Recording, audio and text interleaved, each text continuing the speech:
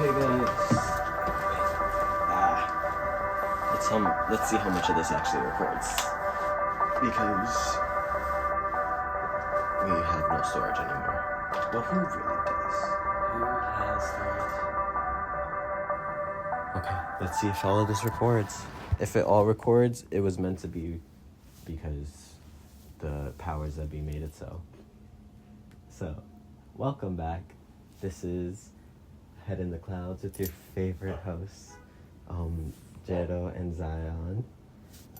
This is episode 6 today, I believe. I think it's episode 6. Oh, thank you for my towel. And we're doing a part 2 today. Welcome to Cinema is Dying, part 2, the streaming wars. I couldn't think of a good title, but I it's lost okay. the comb. You lost the comb? It was, yeah. I was gonna say, I just saw it. But welcome. Today, we're not dyeing my hair exactly, but he's coiling it, so figured might as well get a little time in. But how are you doing today, Pa? What's going on with us?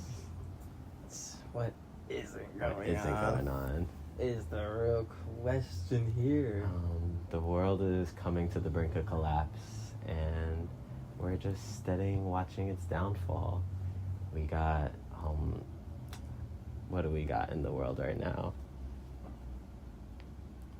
We got, I don't want to be mean. We shouldn't be mean. If you have nothing nice to say, don't say it. Don't say it. Yeah, because I was going to say something mean, but we won't say anything mean. We'll just leave it to the people that actually be on platforms that they don't belong on. Yeah, we could. Instead of being in a platform, we should get some help. We really need to reinvest in mental health because, honestly, a lot of people are falling in line with hard drugs and a lot of nonsense, and it's really sad to see very great people fall down.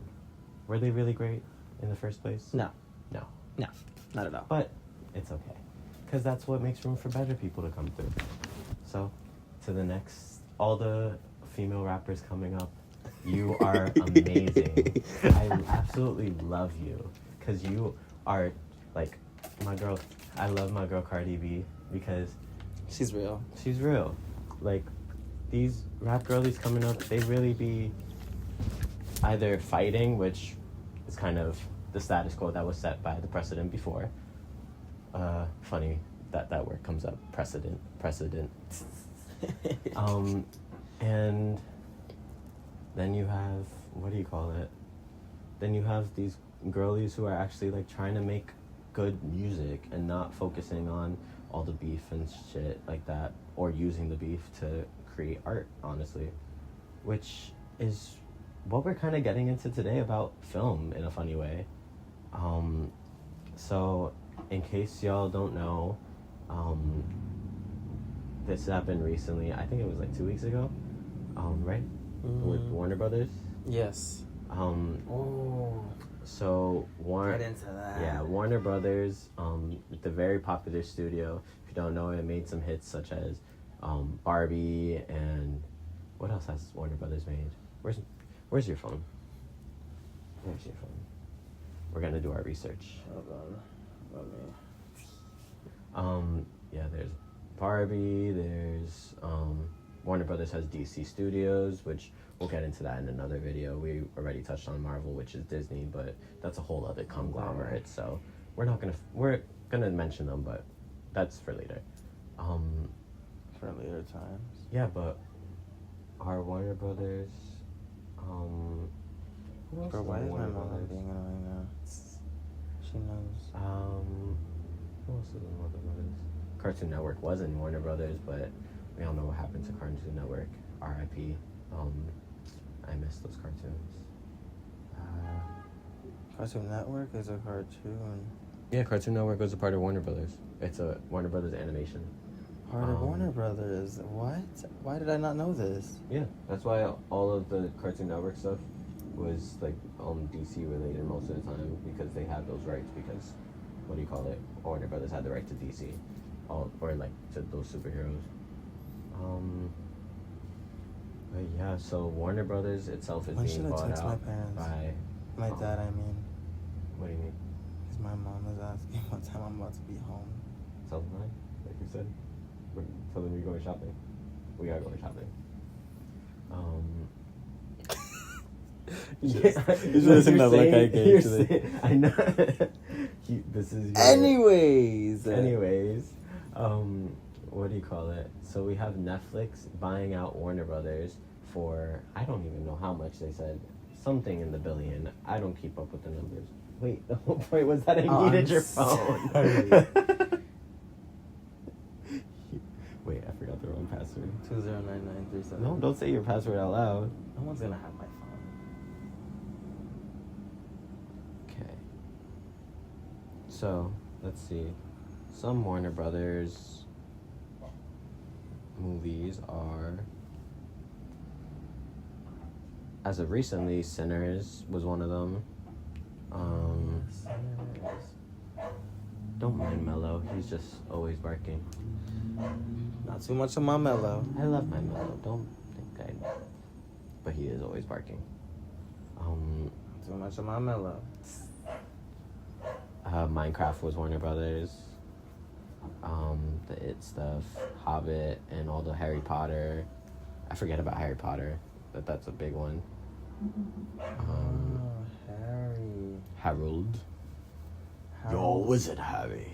Harold Potter. Harry Potter. They made The Great Gatsby. That interesting adaptation. I liked it, but not everybody likes it. They made Inception. You liked it like a lot? Which one was it? Great Gatsby? Nah, I liked it mainly because of the glitz and the glam, but what do you call it? I always had a weird thing with the music because I felt like the music wasn't of the time. Like, it sounded of it, but it had so many current artists. Not of the time. Like, you had Beyonce and Jay-Z on that, and I was, like, bumping, but, like, is this Great Gatsby 1920s? Oh, that was cool. Sorry. But yeah, anyways. So, and they also have Godzilla and King Kong. Oh, yes, they do. Okay, so Warner Brothers has been a really big, like, player in the industry for so long, and like they survived so many different like phases of it. Like they went through the whole strike was a whole other thing. Like I feel like that was post that was everybody that real went through streaming it, wars. Yeah, honestly everybody went through it, but I want to know if there's anyone that was like succumbed to the strike, like if there was any companies that like failed completely because of it. Because, like, I know what the one that did thrive was A24 because they were very quickly to meet the demands of all the people, of, like, all the different guilds. So they were able to continue production within those rights, which that's why we love our A24. We love our indie filmmakers. Shout out to all the indie filmmakers to coming to a theater near you soon or to a screen near you soon. But what do you call it? To all of us out there, remember, don't give up hope. There's faith Let hope give up on you. No. I'm kidding. I'm kidding. Goose. Don't give up hope. I try to be deep. Remember that there's always light at the end of the tunnel, and we can just keep creating, keep making beautiful works of art over the nonsensical garbage that today's pop culture wants to create and destroy with. So, let's talk about the whole Netflix thing, honestly, because I want to get into that because we've been talking about this for the past few weeks, and it's not just a Netflix thing now, though. Yeah, because but I know Paramount Studio, another big studio, which doesn't really have the funds to be. I don't think they do have the funds, but personally, I'm not checking their bank accounts, so I don't know. But Paramount is one of those studios that they thrive on kind of an older crowd already. They thrive on the nostalgia. Like most of their stuff, like they have G.I. Joe, Transformers, SpongeBob. Now they're using all the like Paramount's literal plan is to do IP stuff, which is why so many Avatar, The Last Airbender things are coming out soon. And thankfully, that's like it's fun on one end, but it has like, you know, it's that it has to come to it. it's not sad it has to come into it, because like honestly, IP isn't always a bad thing. Like, you know, I love like you have your sequels, trilogies, like you want to build worlds of creation, but it only becomes a bad thing when it's being created for the necessity of more gain and more earnings, like more money. Because if you're just going for that, then you can feel that from the content being created. But if it's actually being created within the motivation of forming more art and creating something new out of what was once was, because we even talked about this with Omar yesterday, like, and you said, because we mentioned like if Jennifer's Body were to come back, would it be a sequel or a remake? Another discussion for another video. And you were saying that it would be, you would think a remake, right? Mm-hmm. Whereas me and our friend Omar was saying we'd better off with a sequel because we would want to build off of that world. Omar said he would rather a remake. He would rather... No, I thought he said a sequel too. Nah, it was well, me and Omar him will be saying. back for that video. We'll make him... We'll get you... We'll chat with that. But back to Paramount, it's like you can create so much out of a thing, but then at one point, at some point it's like you're draining that idea into oblivion, where it's no longer really the created idea that you had in the first place. Now it's just a drained juice box. You sucked the life out of it, and now it's gone and empty, and you gotta discard it, but nobody wants to discard it because everybody's still sucking the life out of it. So it's like, and I feel like that happens to so many people in the industry, so many franchises, so many ideas, so many creators, so many writers, producers, like it happens to everybody creative in any industry, really. You're just sucking the life out of them until they have nothing left to give you, and they have nothing left to give themselves, which isn't right, isn't fair to anybody. But that's how these big businesses profit off of most people. So it's either we stay in tune with them, or I guess I don't know what the other option is. But you don't think about the other option. Yeah. But with the whole like Netflix and Paramount like fighting over Warner Brothers now, it's kind of crazy because on one end you have Paramount, who's almost like trying to take ownership of their competitor. Like you're talking about like the big studio. Like, okay, wait, where's your phone?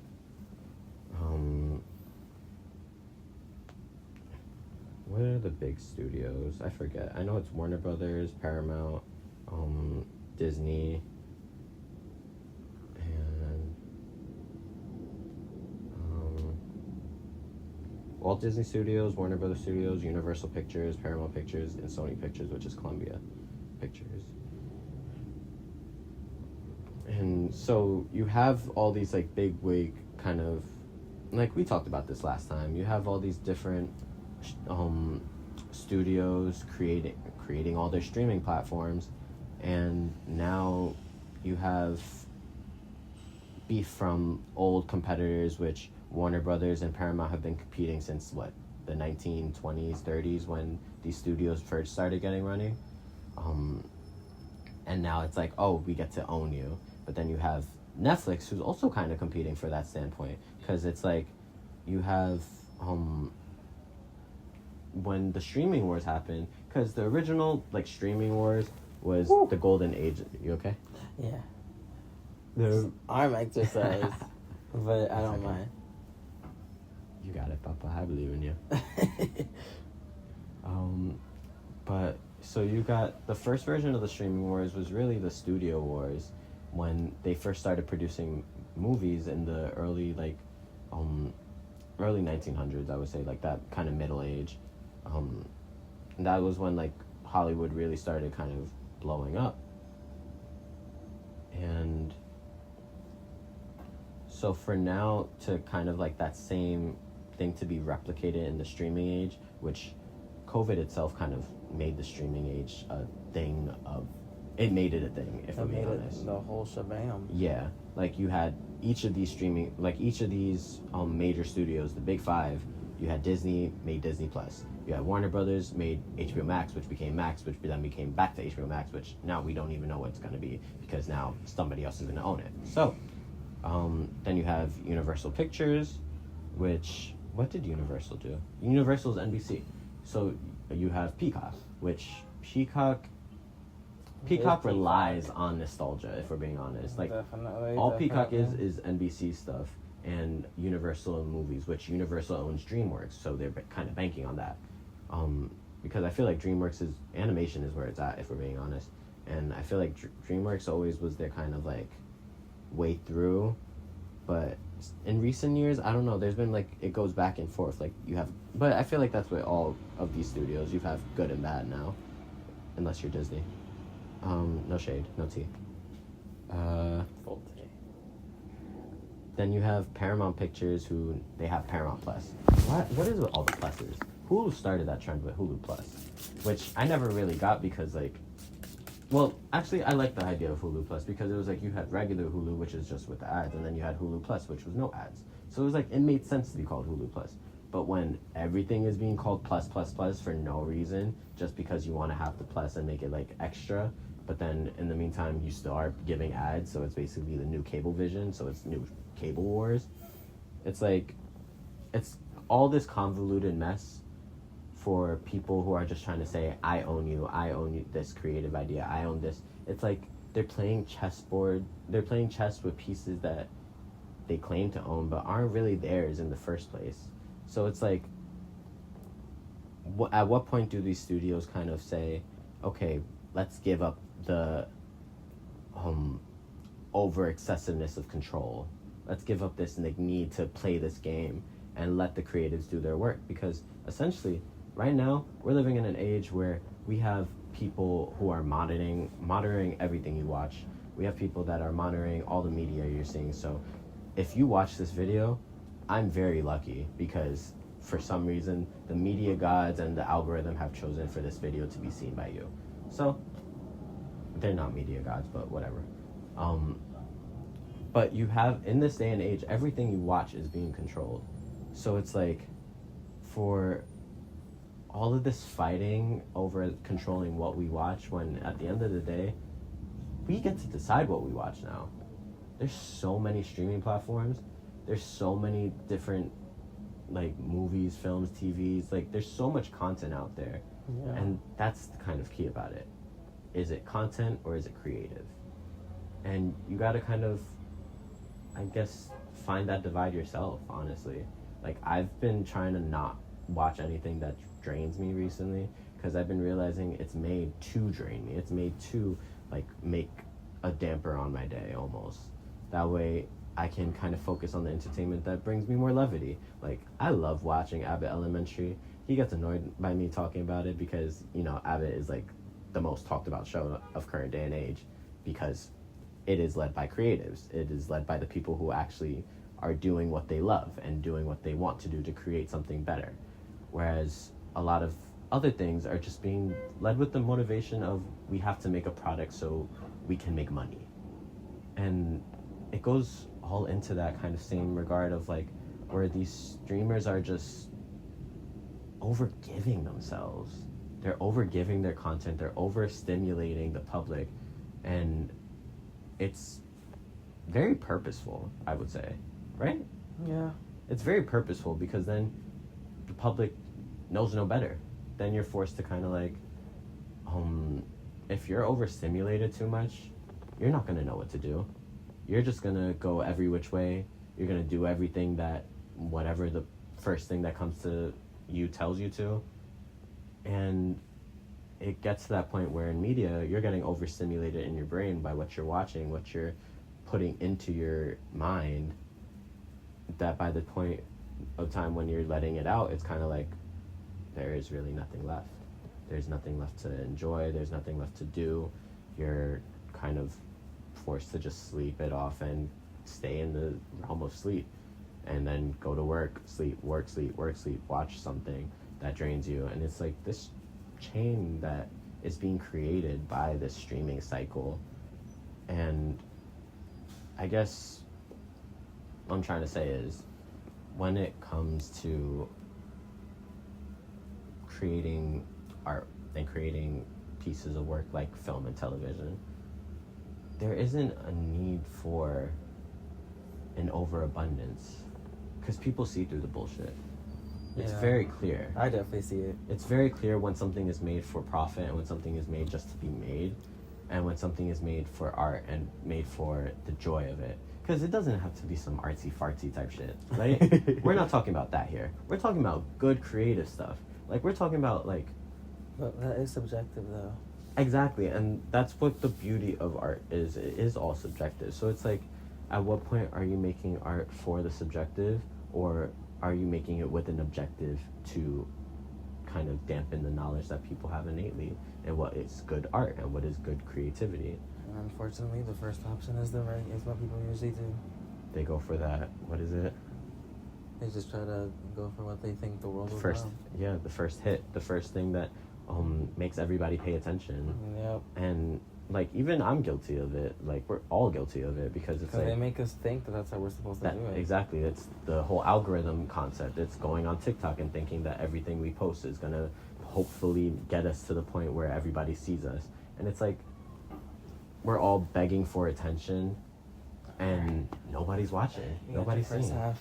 So, that was the first half? Yeah. Damn. How much? 20 Well, minutes? I mean, it's... Yeah, I would say Okay, it's the first we're half. gonna take a little pause. I just want to make sure this is still recording. Okay. Yay! It's still recording. Cool. Okay. How are we about to do this? Do I gotta like turn around? Maybe. Or do I like sit here and then you do it like this? Because it's this side, right? It's just, this whole front part. Okay. Yeah, you can see it. Because I'm still in frame. Yeah. Just switch over this way, actually. Hey guys. So what streaming service does Sony have? Can I just get on my knees here? Mm-hmm. I won't get too far. Just need- Bet. Do you need this brush? Yeah. Okay.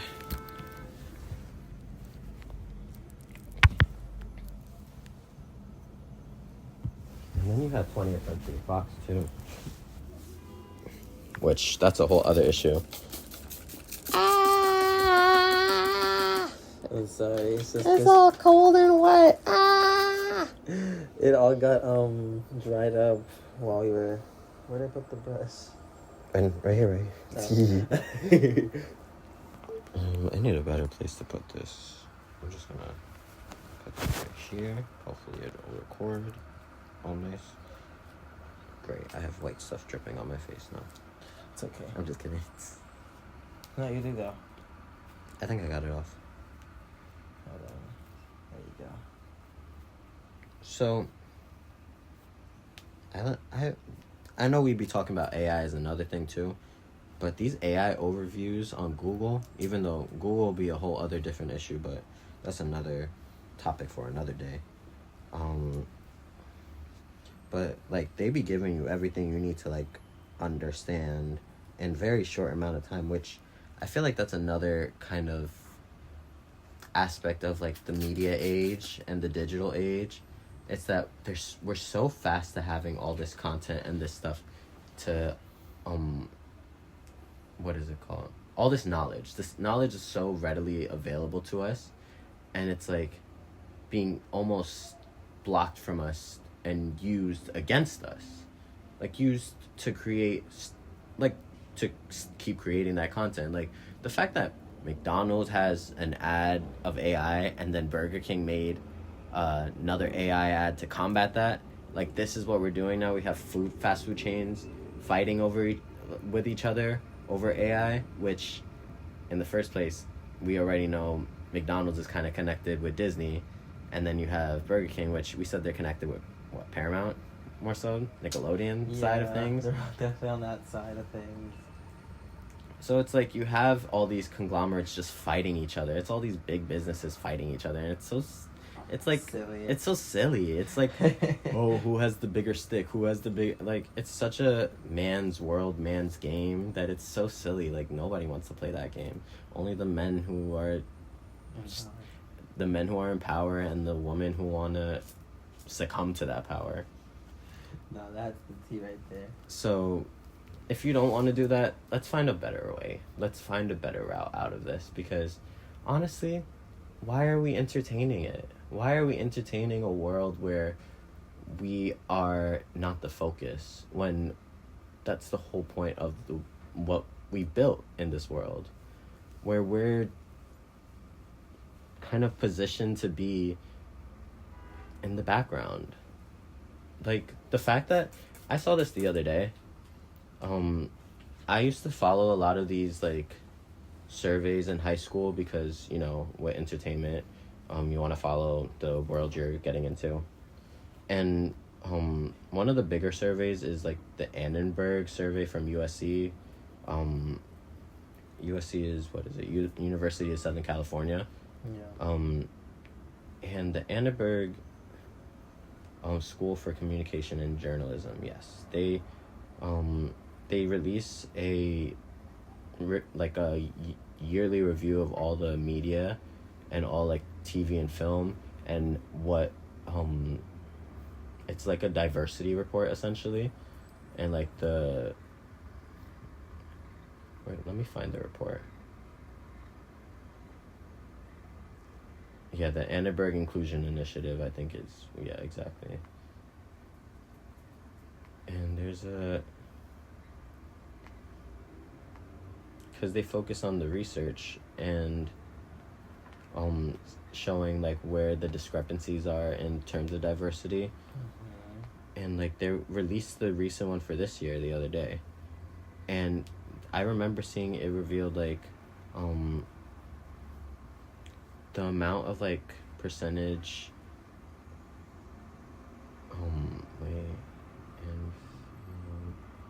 sorry, I'm just trying to find the no, I'm also talking to them. This is the headline. Nearly 92 of the top scripted streaming series come from white creators. So that's from UCLA's, because they both do diversity reports. But UCLA's latest diversity on streaming TV report. And women in leading roles slipped from 39% last year to 34%, which... What the hell? Does that make sense? Does that align? It's like... No, yeah, it's basically saying, like, they studied 224 scripted series among the 250 most, like, top television programs. And only 27 of those had anybody, like, a person of color, Black, Indigenous, like, anybody as a creator.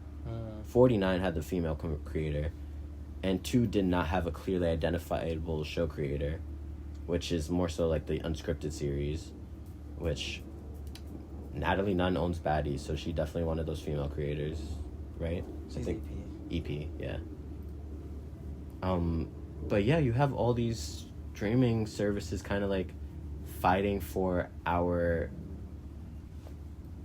livelihood when they're only supporting their narratives. They're only supporting they're only trying to showcase their narrative, the white male gaze. And it's like, okay, when is the Black narrative going to be heard? We get it heard, but then it gets sheltered and then it gets thrown out. Clock it. When is the Latin narrative going to be heard? Clock it. We barely hear that one. When is the Asian narrative going to be heard? That's another one where it gets kind of thrown out immediately as it enters the field.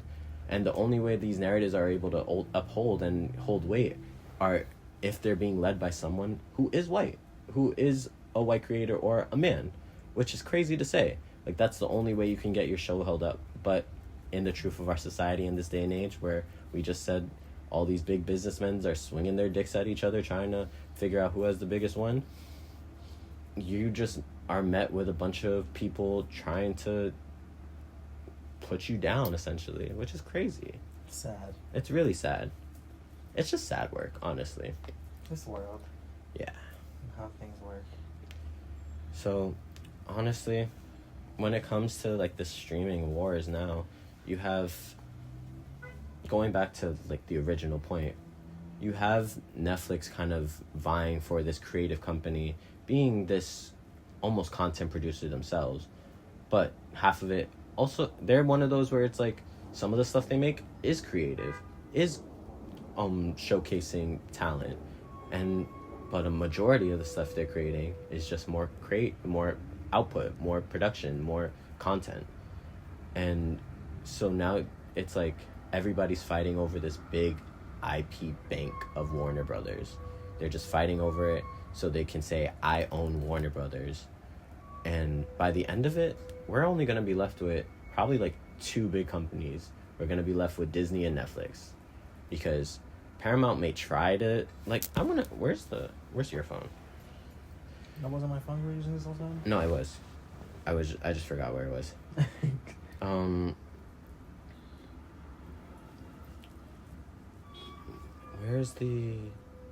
What was I gonna check? Netflix. The Paramount. Warner they're Brothers. budgeting for their bid. Deal. Oh wow! And so this is 6 hours ago. So developing story. Wow, they're like preparing for this deal, like money wise. Netflix. Both. Paramount apparently is trying to, they're trying to build out their bid. Like go lower? No, go higher. Really? They have that money? I really don't think so. But apparently the controlling shareholders are a billionaire family, so let's see. Stocks.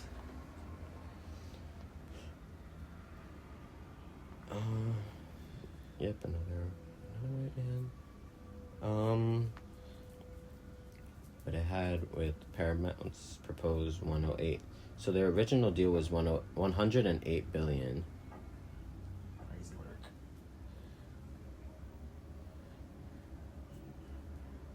And then like the chairman and like billionaire of it, like that dude, he's agreed to provide a personal guarantee of 40.4 billion of the equity for financing for Paramount.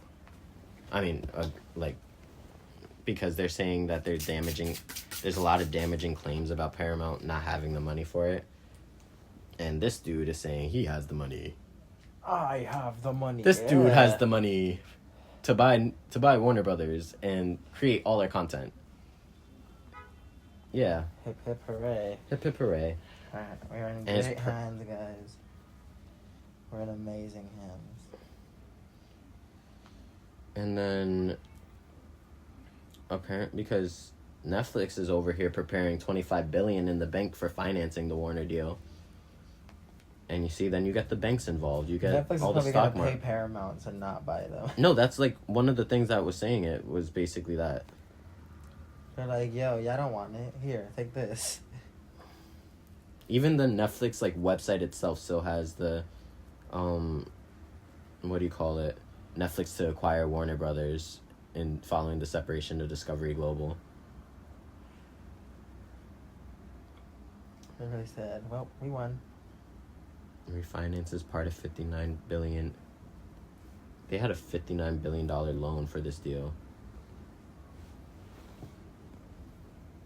And Paramount, so Warner Brothers is actually set to reject the Paramount deal.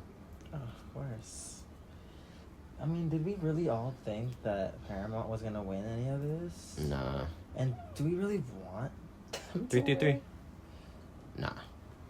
Because I saw the other day Because remember the claim they made about, like, the movies and how they were gonna, like, ensure to have, like, a certain amount of movies every year if they got the bid. Yeah, and it's like, but it's like they're just that of same what quality. Exactly, and they're just that same of the overproducing and overworking. Which is why it's like, at least Netflix, like, even if they may do that, there's like a chance that they might do something. I just hope, because what is his name? Ted Bezos? Yeah. No, that's that's Amazon. Amazon. Who also has a streaming service.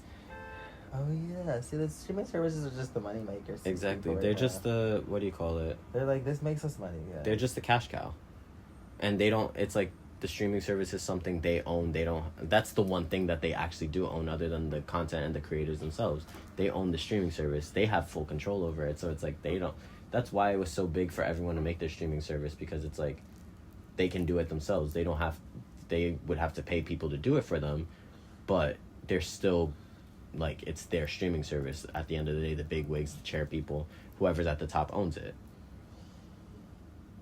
And that's the tea. So I think it's official that, like, Netflix got it. Yeah. Even though this dude is still trying to... He's trying his best. Yeah, but despite his best attempts. I just saw, what's this dude? Oh, I forgot that was the mic. I just saw that, The last part. I had also seen that, what's his name? Ted Sarandos was saying how, like, they want to kind of focus on still doing output and making sure that movies are in the theaters, which is a whole other thing, because it's more Netflix movies means less theater time. But Netflix is going to theaters now as compensation. That's Exactly. And I feel like it's finding that kind of balance. Like, we have to, in the new age, it's about finding that new balance of, and that's why I'm saying, like, I hope Netflix does do some of these promises, because if so, then maybe we won't be in too much of bad hands, but we know their reputation. So. Yeah, and it's very much guided by the money as the motive, so it's hard to really trust and have faith that a company is going to do the work that creatives need to do. So it's like, and especially a company that doesn't really trust the creatives, you know? Like, you have certain, like, creative teams that are like the Duffer Brothers. Yeah, exactly, but it's because they've proven their worth almost. And I feel like that goes into a lot of it, like proving your worth as an artist and what you can create. But do you think that's why there's not a lot of people who are... No, I feel like it's because the market is oversaturated, that those people that can prove their worth aren't giving them enough opportunity to prove their worth. It's overshadowed by people who have more connections, who have more ability to get onto a set that will benefit them more than actually making something creative. And it's like everyone's trying to just be in the business when nobody's there for the art of it. And that's why it becomes so soulless. That's why there's so many rumors going about soulless activity. Like, well, not rumors, if we're being honest. We've all seen that, the X-Files. Oh, God. But is this what we're getting into? Nah, we're not going to get into I was that. about to say, like... That's why I call them the X-Files. We don't need to deal with anyone's negativity and craziness. Because then that's just another entertainment show that's not really for our entertainment. It's for this world's downfall, which that's for another time. But regarding this one and regarding our current time, I just think that in order for Netflix to really kind of like showcase like how this deal is going to be... And help them make the best of it. Yeah, help them make the best of it is by... And this is something I don't think they would do, is by lessening the amount of production and focusing in on, like, building bigger productions of teams, but focusing in on not overproducing and overcreating amounts of content. Because you could still have big teams. You could still have big groups coming together. Like, there's so many different parts that go into a film that you can use that to dictate where the revenue goes. But the thing is, all the revenue is being so hoarded up at the top that it's not being distributed properly to the people who are actually working. So then everyone is basically fighting for the scraps. And that just goes into, like, every field, honestly. It's like everyone's fighting for scraps of the money that nobody has. And, like, we talked about this in another video. Like, it's kind of pointless to me at this point, because it's like, we're all fighting over money when nobody has it, or like one group has most of it, and it's like the people who see they're the problem, they can see they're the problem, but the people who are the problem want to blame everyone else and say they're the problem. Those people are the problem. But if you aren't part of the solution, you are part of the problem. Preach. So until solutions are made, until life is brought to a new place where the creatives are trusted and given the keys to the kingdom and aren't being led by wolves in sheep's clothing, I think it's really kind of up to the indie filmmakers until now because it's like that is the proving the worth. Like a lot of these indie filmmakers are trying to prove their worth as big wig creators, and that's most of the time how they're getting into the field. So it's like working with the people you know and love to create good shit. Like it doesn't have to be like we said before, it doesn't have to be an artsy fartsy like like we just gotta create. Artsy fartsy is so fitting for you. We just gotta create something that isn't bogging us down, that's clearing the mental, that makes us see things in a different light and perspective. We gotta start creating and indulging in things that are gonna allow us to think more in a positive response and not be harpened and scared of potential outcomes. Because that's why I tend to stay away a little bit from horror, because I get so scared in my head. But at the same time, horror is such a great avenue for healing trauma. And it also is so funny. There's a lot of horror that is really unintentionally funny. But it's like, what do you call it? You get all these movies that are about dealing with trauma and dealing with learning how to overcome all this pain and suffering through these figures like slasher killers, or through the demons that are haunting whatever house that this movie is in. It's things like that. It's where you're able to create something out of pain and grief and trauma, or out of any emotion really, that resonates with people. If it's not resonating with people, then what's the point in creating it? If it's not resonating with you yourself, what's the point of creating it? So at the end of the day, I think we gotta just chill out. We just gotta